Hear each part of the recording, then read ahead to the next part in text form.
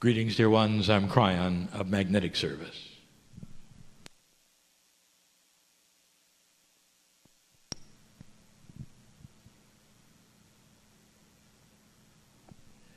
For those of you who have not heard this before, the voice is the same.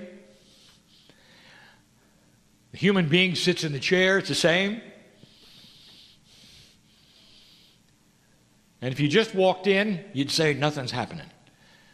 It's any different. And this is as it should be.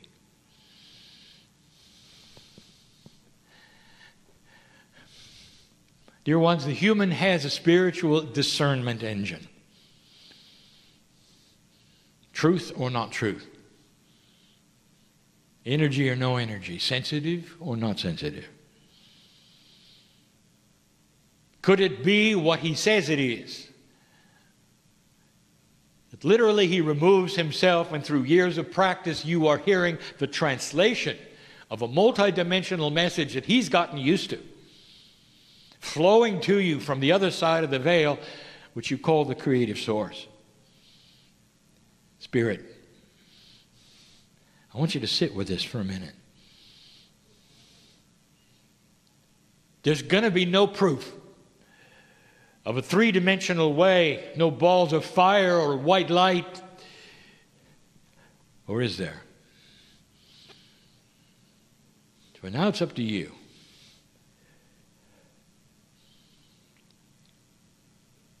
Years ago, my partner was invited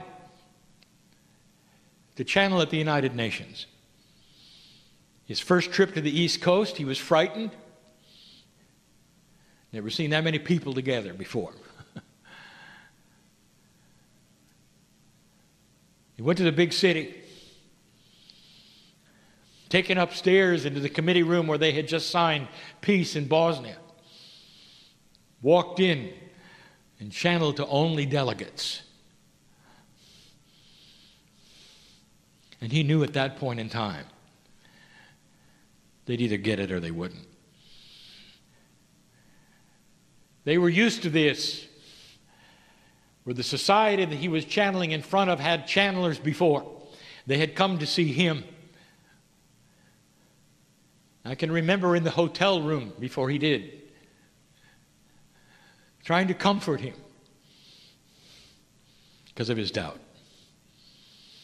I asked him what he was afraid of. And he said, what if they don't think it's real? And I asked him, do you? And he said, I know it is. And I said, leave it alone. He was invited back 6 more times. Dear ones, the discernment engine of the human in this room is the best tool you have for truth. My partner stands and gives you information, and many times it is esoteric. Sometimes it is different than you were taught. And you have to decide, is it real or not? Over and over we have given you instructions for the day, and it's the same instruction each time. Are you able to think out of the box you grew up in? Who taught you what's real and what's not? Or did you come to that yourself? It doesn't matter, because whatever you feel, you own it. It's part of you. There has to be, for a human, a box of reality. And the box of reality gives you the comfort of your own psyche, of your own truth and your belief. And it's normal. And along comes something you've never seen. Can you imagine in the ancient days when angelic forms appeared before human beings? What was the first reaction? Incredible fear, fright. They fell on their knees. They had to be consoled. Even the angels told them not to be afraid of what they saw. He was out of their box of reality completely.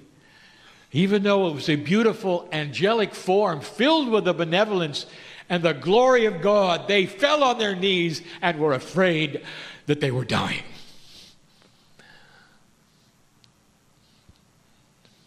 It's the same. What is your box today? What won't you believe because it's just too far afield from what you've been taught?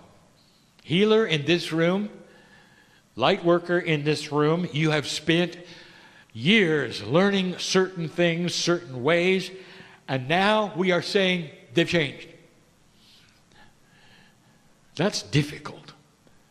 For now you to rearrange that which you're committed to it. You cognized it. It became part of you and the way you work, the way you sense energy in order to heal a patient or read somebody. And now we said it's different and it's changing and it's moving. And there are those who would say, no, it isn't, because God's always the same. It can't be moving because God's always the same. And my retort to that is that God is always the same, but you are not. And it's you who are moving in energy, not God. Things are getting bigger.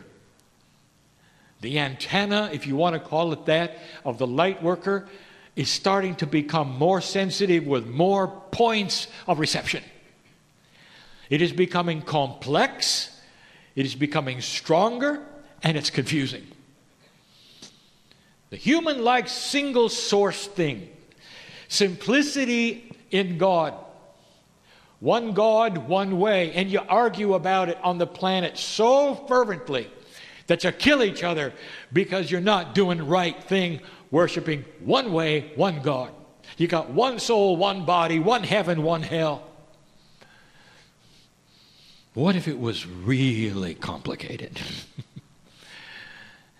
What if there is a beautiful benevolence in the complexity of the physics of God? What if energy plays a role you didn't think about before? The energy of things like prayer, awakening, synchronicity. And that's what we're going to speak about tonight. But dear ones, I'm asking you to get out of the box. Get out of the box of singularity where there's simply one way, one face, one soul. And ask yourself, could this be bigger? And if so, what is my part in it? And dear ones, if I could show you the truth today, you'd all breathe a tremendous sigh of relief, because there's hope.